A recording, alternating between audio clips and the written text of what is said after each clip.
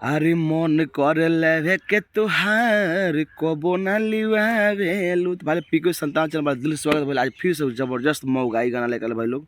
तो जितना तक दोस्त मऊगा दोस्त सबसे शेयर जरूर कर दीजिएगा। गाना खुद लिखना भाई, प्लीज एक लाइक सब्सक्राइब वाले चैनल जरूर कर दीजिएगा। आज सुनाओ तनी लड़का कहता वो लड़की से।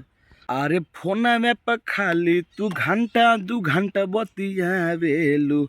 अरे फोना में पर खाली तू घंटा दू घंटा बतियावेलू। अरे मन करे लेवे के तुहार कबो न लियावेलू।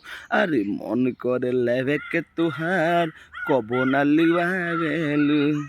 अरे जब जब बोलावे नी खाली बहाना बनावेलू। अरे जब जब बोलावे नी खाली बहाना बनावेलू। अरे मन करे लेवे के तुहार कबो न लिवावेलू। अरे मन करे चिखा के तुहार कबो न चिखावेलू।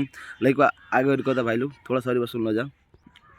अरे तुहके पटावे में लागल कई साल हो, कहिया ले मन हमारा रखबू बेहाल हो।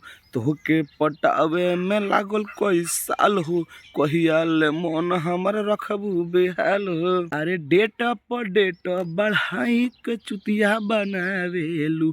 अरे डेट पर डेट बढ़ाई के चुतिया बनावेलू। अरे मन करे लेवे के तुहार कबो ना लिवावेलू। अरे मन करे चिखे के तुहार कबो ना चिखावेलू।